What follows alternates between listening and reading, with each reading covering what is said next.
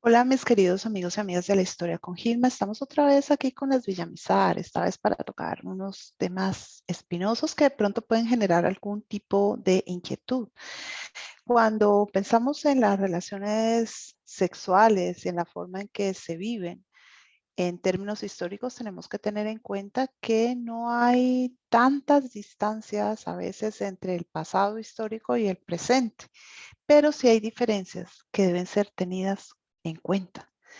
¿En qué sentido? Que hoy en día hay una mayor liberalidad, hay una mayor apertura.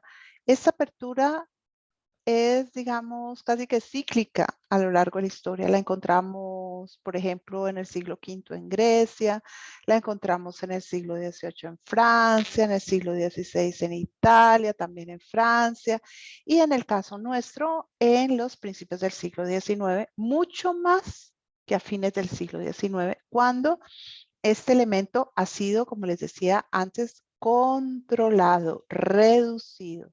Estamos en el momento de la reconquista española, estamos en el momento en que se está jugando todo lo que va a ser la independencia. Entonces hay unas ciertas flexibilidades porque hay desorden social, porque hay movilidad social. Las personas se sienten impelidas incluso a vivir más al día. Es lo mismo que pasa con las dos grandes guerras. Con las dos grandes guerras la moral se desordena y aparece un montón de hijos ilegítimos y situaciones extrañas porque estás viviendo como al filo de la historia. Ya me voy a morir. O sea, la muerte es algo que puede pasar en un día o en dos o en el mismo momento. Entonces, no me voy a aguantar las ganas de estar con la persona que me gusta o aún con una persona que puede que no sea la que me gusta, pero estar con alguien. Eso es algo que tiende a suceder. En la serie han trabajado muy bien los personajes y las personalidades. Y cuando han llegado al punto del lesbianismo, lo han tratado con guante blanco, mostrando la discreción, como hay un ocultamiento, aunque generalmente, históricamente, la homosexualidad femenina fue mejor vista que la masculina. Esto no era una invención, no era un acto de depravación, se juzgaba de esa manera. ¿Por qué? Porque el equilibrio de lo moral y la rectitud moral estaba en usar el sexo única y exclusivamente para procrear. Así que las uniones entre personas del mismo género eran vistas como algo que traía el maligno y como algo perverso. Así todo, siempre se fue más tolerante con la homosexualidad femenina, con el lesbianismo, que con la masculina.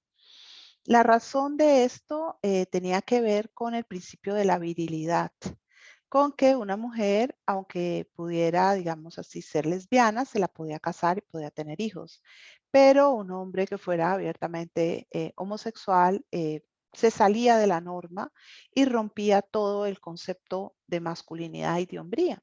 De ahí que se siga siendo mucho más duro en los epítetos, en los condicionamientos, en las afirmaciones. Ahora, yo les voy a decir, al margen de todo juicio moral, porque yo hablo aquí como historiadora y como historiadora no tengo derecho a un juicio moral. Tengo que hablar lo que fue y lo que fue fue. La homosexualidad femenina y masculina existe desde que existe el ser humano, no como una elección, como una condición que las personas viven a veces dolorosamente porque los cuerpos sociales, como les digo, que están muy interesados en la procreación, rechazan estas posibilidades porque las ven contrarias a su desarrollo. Otro de los puntos que se ha tocado en la serie es la sexualidad prematrimonial. Como les he dicho, era algo que estaba al orden de todos los días. Las mujeres tenían algunos recursos para evitar quedar en embarazo. Principalmente tomaban hierbas y recurrían muchas veces a aborteras. ¿Sí? También había mucho caso de entregar los niños en los conventos y en otras oportunidades de dejarlos, digamos, casi que en abandono. Pero las hijas de las familias más altas y aún de las familias campesinas generalmente mantenían a sus vástagos en sus cercanías y a veces más que ellas lo hacían los padres de los mismos. Así que no solamente estamos viendo un elemento de la historia que es importante considerar, porque también hay una historia para las personas que tienen una condición y una orientación homosexual, sino que la estamos viendo muy bien llevada, con la mesura del caso, con las formas del caso, y vemos que hay sexualidad, que hay pasión, pero no hay esa mirada laxiva o esa forma que considera que esto es algo totalmente liviano e intrascendente que puede aparecer en otros momentos mucho más críticos de la historia. Bueno, les espero para que sigamos haciendo historia y acuérdense que si les gustan estas entregas, pues se suscriben al canal y así saben cuando estamos trayendo material para ustedes. Así que vamos a seguir haciendo historia.